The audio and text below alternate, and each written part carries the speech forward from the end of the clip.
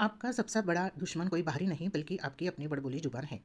वो 5 वित्तीय सीक्रेट्स जो आज तक आप शराफत में या थोड़ा-सा शो ऑफ करने के चक्कर में सबको बताते आए हैं, वही आपकी बर्बादी का कारण है। अगर आज आपने चुप रहना नहीं सीखा, तो कल रोने के लिए तैयार हो जाइए। हम अक्सर सोचते हैं कि हमारे रिश्तेदार, हमारे चचेरे भाई-बहन, हमारे मामा, चाचा हमारी खुशियों में खुश होते हैं। यह सोच बहुत प्यारी है, बहुत आदर्शवादी है, लेकिन हकीकत की ज़मीन पर यह सोच आपको ले डूबती है। चाणक्य ने हजारों साल पहले मानव मनोविज्ञान का एक ऐसा काला सच उजागर किया था जिसे आज हम रिलेटिव डिप्रेशन यानी सापेक्ष अभाव के नाम से जानते हैं। इसका मतलब है कि इंसान को अपनी गरीबी से उतना दुख नहीं होता जितना उसे अपनी करीबी की अमीरी देखकर होता है। यह कड़वा सच, यह कड़वा है लेकिन बहुत सत्य है। जब आप अपनी तरक्की का ढोल पीटते हैं तो आप सामने वाले के मन में प्रेरणा नहीं बल्कि ईर्ष्या की आग जलाते हैं। और यह ईर्ष्या सिर्फ एक भावना नहीं रहती, यह निगेटिव एनर्जी बुरी नज़र और अंत में आपके खिलाफ रची हुई साजिशों में बदल जाती है। आज आप आपको आज मैं आपको वह 5 बातें बताने जा रही हूँ जिन्हें आपको अपनी छाती में दफन कर लेना चाहिए। चाहे कोई कितना भी कुरेद-कुरेद कर पूछे, चाहे कोई को आपको कसम दे, चाहे कोई आपको शराब पिलाकर उगलने वाली कोशिश करे। यह 5 बातें अगर आपकी ज़ुबान से फिसली तो समझ लीजिए आपने अपने पैरों पर कुल्हाड़ी नहीं बल्कि अपनी गर्दन पर तलवार रख दी है। और इसमें सबसे पहली और सबसे खतरनाक बात वो है जो हम अक्सर शान बढ़ाने के लिए बता देते हैं। पहला राज आपकी वास्तविक मासिक आय, योर रियल मंथली इनकम। यह सुनने में बहुत सामान्य लगता है। किसी शादी या फंक्शन में कोई दूर का रिश्तेदार आता है, कंधे पर हाथ रखता है और पूछता है, और बेटा आजकल पैकेज क्या है, महीना कितना कमा लेते हो। और यही ठीक इसी पल 99% लोग वो गलती कर बैठते हैं जिसकी भरपाई उन्हें सालों तक करनी पड़ती है। वो ये बोल देते हैं या तो सच बोलते हैं या फिर अपनी कॉलर ऊंची करने के लिए थोड़ा बड़ा चढ़ाकर बताते हैं। आपको लगता है कि सही इनकम बताने से समाज में आपकी इज्जत बढ़ेगी। आपको लगता है कि लोग सोचेंगे वाह लड़का सेट हो गया है। लेकिन चाणक्य नीति कहती है अपनी संपत्ति का प्रदर्शन करना चारों ओर टैक्स मुसीबत को निमंत्रण देने के समान है। जैसे ही आप अपनी सही इनकम बताते हैं, सामने वाले के दिमाग में एक कैलकुलेटर ऑन हो जाता है। यह मनोविज्ञान का एक बहुत ही सूक्ष्म खेल है। मान लीजिए आपने कहा कि आप महीना 1 लाख कमाते हैं। अब सामने वाला व्यक्ति जिसकी आय शायद 30,000 है, उसी पल आपसे अपना कंपैरिजन अध्ययन शुरू कर देता है। उसका दिमाग ऐसे काम करेगा, अच्छा यह 1 लाख कमाता है लेकिन इसके कपड़े तो साधारण हैं, यह तो उसी पुरानी बाइक से चलता है, मतलब इसके पास कम से कम 7,000 हर महीने बचे रहते हैं, यानी उसके बैंक में लाखों पड़े हैं।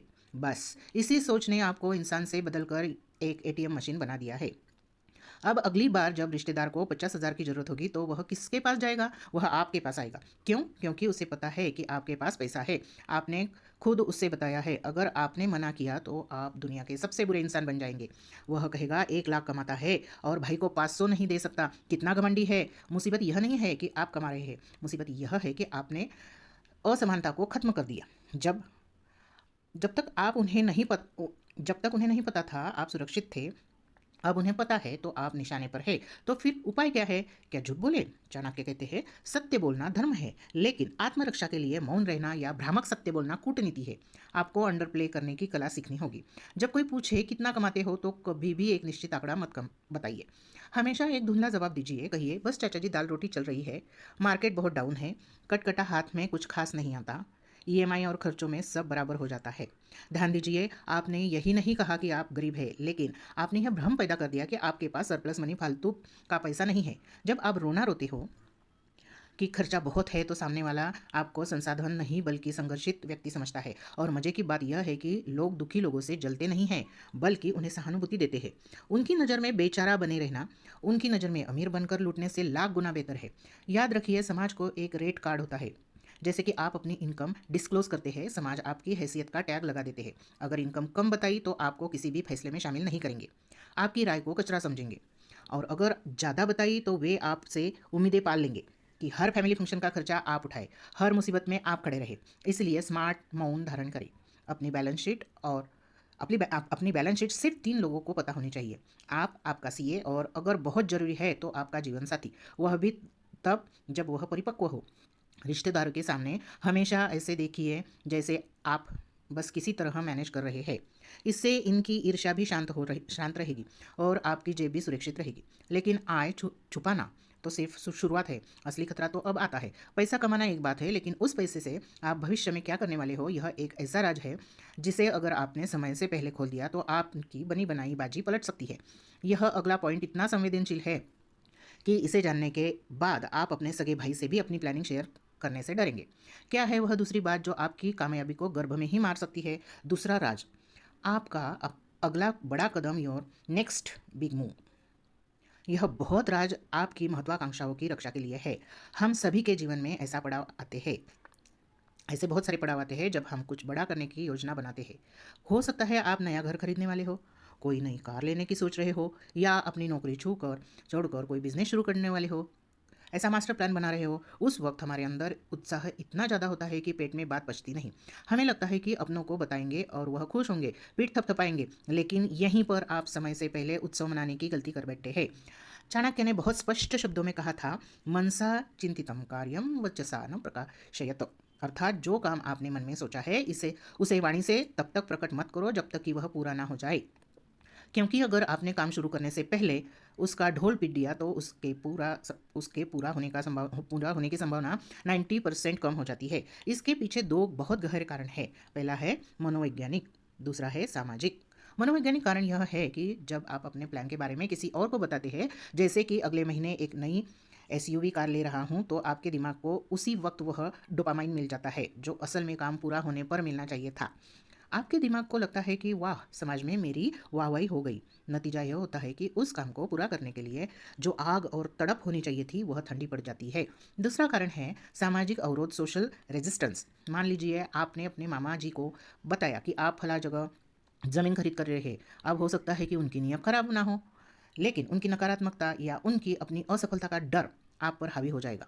वो कहेंगे, अरे वो इलाका तो ठीक नहीं है, वहाँ तो ज़मीनों पर केस चल रही है, या अभी मार्केट बहुत रिस्की है, पैसा डूब जाएगा। यह बातें आपके अवचेतन मन में संदेह का बीज बो देती है। जो आत्मविश्वास आपके पास था वह हिल जाता है। आप सोचने लगते हैं, शायद मामा जी सही कह रहे हैं, वह बड़े हैं, और आप वह डील कैंसिल कर देते हैं। 6 महीने बाद आपको पता चलता है कि उसी ज़मीन पर के रेट दोगुने हो गए। तब आपको समझ आता है कि वह उनकी सलाह नहीं थी, वह उनकी अपनी सीमाओं का डर था जिसे उन्होंने आप पर थोप दिया था। इसलिए अपने नेक्स्ट मूव को एक गुप्त ऑपरेशन की तरह अंजाम दे। जब तक रजिस्ट्री के कागज हाथ में ना आए, जब तक नई गाड़ी घर के गैरेज में खड़ी ना हो जाए, जब तक बिजनेस का पहला प्रॉफिट ना आ जाए, तब तक मुंह पर टेप लगा रखे। लोगों को अपने सपनों से नहीं, अपनी सफलताओं से चौंकाइए। याद रखिए, दुनिया शोर नहीं परिणाम सुनती है। जिस दिन आप परिणाम दिखाएंगे, वही रिश्तेदार जो कल तक आपको डरा रहे थे आज कहेंगे, हमें तो पहले से पता था तुम कुछ बड़ा करोगे। लेकिन रुकिए, अगर आपको लगता है कि सिर्फ अपनी जीत को छुपाने काफ़ी है, तो आप अभी भी आधे खतरे में हैं। क्योंकि चाणक्य कहते हैं, जितना जरूरी अपनी सफलता को छुपाना है, उसे कहीं ज़्यादा जरूरी अपनी विफलता को छुपाना है। और यही हमारा तीसरा और सबसे हैरान करने वाला राज है, एक ऐसी गलती जो अच्छे अच्छे समझदार लोगों को समाज की नज़रों में बेचारा बना देती है। तीसरा राज, आपके आर्थिक नुकसान और कर्ज, योर फाइनेंशियल लॉसेस एंड डेस। यह सुनने में बहुत अजीब लग सकता है। हम अमीरी छुपाते हैं ताकि लोग जले नहीं, तो क्या हम अपनी गरीबी को या नुकसान नहीं बताना चाहिए ताकि लोग मदद करें? यही वह भ्रम है जिसमें फंसकर आप अपनी रही सही इज्जत भी गंवा बैठे हैं। चाणक्य नीति कहती है, अर्थनाशम मनस्तापम गृहिणी चरितताणम च मतिमान न प्रकाशत। अर्थात समझदार व्यक्ति को अपने धन के नाश की चर्चा कभी दूसरों से नहीं करनी चाहिए। क्यों? क्योंकि जिस समाज में हम रहते हैं वह चढ़ते सूरज को सलाम करता है। अगर आप अपने रिश्तेदारों के पास जाकर रोना रोएंगे कि भाई मेरा स्टॉक मार्केट में 5 लाख डूब गया, या मुझ पर बहुत कर्ज हो गया है, तो आपको क्या लगता है वे आपको पैसा देंगे, वे आपकी मदद करेंगे? बिल्कुल नहीं। वे सिर्फ दो काम करेंगे। पहला कि वे आपकी पीठ पीछे आपका मजाक उड़ाएंगे और आपको असफल घोषित कर देंगे। वे कहेंगे, इसे तो अक्ल ही नहीं है, जुआ खेलता होगा इसलिए डूब गया। आपकी सालों की बुनाई हुई साग एक पल में मिट्टी में मिल जाएंगी। और दूसरा जो सबसे खतरनाक है, वो आपके भविष्य के रास्ते बंद कर देंगे। सोचिए, अगर भविष्य में आपको वाकई किसी मेडिकल इमरजेंसी के लिए पैसों की ज़रूरत पड़ी, तो आप अब उनके पास गए तो वे आपको पैसा नहीं देंगे। क्यों? क्योंकि आपने खुद उन्हें बताया था कि आप घाटे में हैं। उन्हें लगेगा कि यह पैसा लौट आएगा कैसे, यह तो पहले से डूबा हुआ है। जंगल का नियम है, घायल जानवर को झुंड सहारा नहीं देता, बल्कि शिकारी जानवर उसे सबसे पहले अपना शिकार बनाते हैं। अपनी कमजोरी का प्रदर्शन करके आप खुद को शिकार बना रहे हैं। अगर आप पर कर्ज है तो उसे अपनी गुप्त लड़ाई बनाइए। खामोशी से मेहनत कीजिए, एक्स्ट्रा काम कीजिए और उसे चुका दीजिए। रिश्तेदारों के सामने हमेशा आत्मनिर्भर दिखाइए। अगर आप घाटे में हैं तो भी आपके चेहरे पर शिकन मत आने दीजिए। आपकी इमेज को आपको सबसे बड़ा आपकी बड़ी संपत्ति है। अगर मार्केट में हवा है कि आप मजबूत है तो लोग आपके साथ जुड़ना चाहेंगे, आपके साथ बिजनेस करना चाहेंगे। लेकिन अगर हवा फैल गई कि आप कंगाली की कगार पर हो तो जो लोग आपके साथ खड़े थे वे भी अपना हाथ खींच लेंगे। याद रखिए, सहानुभूति बहुत सस्ती चीज़ है लेकिन सम्मान बहुत महंगा है। अपने आंसुओं को पोंछने के लिए रिश्तेदारों का रुमाल मत मांगिए, क्योंकि बाद में ही वे रुमाल की कीमत आपकी आत्मसम्मान से वसूलेंगे। अभी तक हमने देखा कि अपनी कमाई कैसे छुपानी है, अपने प्लान कैसे छुपाने हैं और अपने नुकसान कैसे छुपाने हैं, लेकिन अब हम उस चौथे राज की तरफ बढ़ेंगे जो आज के दौर में इस डिजिटल ज़माने में सबसे बड़ा गेम चेंजर है। यह एक ऐसी कमाई है जिसके बारे में अगर आपके रिश्तेदारों को पता चल गया तो वो यह मान लेंगे कि आपकी संपत्ति पर उनका जन्मसिद्ध अधिकार है। यह यह राज इतना संवेदनशील है कि इसे जानने के बाद वो आपसे उधार नहीं मांगेंगे बल्कि आपसे हक मांगेंगे। और अगर आपने यह गलती कर दी तो आप ना तो उन्हें मना कर पाएंगे और ना ही हाँ कह पाएंगे। क्या है वह खतरनाक चौथा राज? चौथा राज आपके आय के गुप्त स्रोत, your passive income and side hustles. यह राज सबसे ज़्यादा खतरनाक है इसलिए क्योंकि यह सीधे तौर पर लोगों की मानसिकता से खेलता है। समाज का एक बहुत ही अजीब नियम है, लोग आपकी उस कमाई की इज्जत करते हैं जो पसीने से आई है, लेकिन वे उस कमाई से जलते हैं जो बिना हाथ पर हिलाए आई हो, जिसे हम पैसिव इनकम कहते हैं। मान लीजिए आप दिन भर ऑफिस में घिसते हैं, मेहनत करते हैं। अगर आपके रिश्तेदार से कहेंगे कि मैं बहुत थक जाता हूँ तब जाकर 2 पैसे कमा के लाता हूँ, तो उन्हें आपसे हमदर्दी होगी। वे कहेंगे बेचारा बहुत मेहनत करता है। लेकिन अगर आपने गलती से भी यहाँ बता दिया कि अरे मुझे तो घर बैठे शेयर बाजार से डिविडेंड 20,000 आ जाता है, या मेरी वेबसाइट से मुझे हर महीने 5,000 की एक्स्ट्रा इनकम हो रही है जिसमें मुझे कुछ करना नहीं पड़ता, तो खेल बदल जाएगा। उसी पल उनकी नज़र में इस पैसे की वैल्यू शून्य हो जाएगी। वे सोचेंगे अरे इसके पास तो हराम का पैसा है, मुफ्त का है, इसने इससे इसके लिए मेहनत थोड़ी की है। और वह यह सोचेंगे कि उनके अंदर एक हक की भावना भी पैदा कर देती है। जब उन्हें पैसों की ज़रूरत होगी तो वह सोचकर आपसे नहीं मांगेंगे कि आप उनकी मदद करें, बल्कि वह यह सोचकर मांगेंगे कि उसके पास तो एक्स्ट्रा पड़ा है, इसे क्या फ़र्क पड़ता है, यह तो बैठे बैठे कमा रहा है। और आप मना कर देंगे तो आपको कंजूस नहीं बल्कि दुष्ट समझेंगे। वे कहेंगे भगवान ने इसे छप्पर पार कर दिया है, फिर भी इसका दिल छोटा है। इस देखिए, मेहनत की कमाई मांगते हुए लोगों को शर्म आती है, लेकिन किस्मत या बैठे बैठे आई हुई कमाई मांगने के लिए उन्हें अधिकार लगता है। इसीलिए चाणक्य नीति के आधुनिक संदर्भ में यह नियम पत्थर की लकीर बना लीजिए। अपने पैसिव इनकम के स्रोत को हमेशा टॉप सीक्रेट रखिए। अगर आप रेंट से कमा रहे हैं तो कहिए अरे किराएदार बहुत परेशान करते हैं, अभी टाइम पर पैसा नहीं देते और मेंटेनेंस में आधा पैसा चला जाता है, सरदर्द ज़्यादा है कमाई पर। अगर आप स्टॉक मार्केट या साइड बिजनेस से कमा रहे हैं तो कहिए मार्केट बहुत रिस्की है, कभी आता है कभी जाता है, अभी तो जो लगाया था वही में फंस गया हूँ।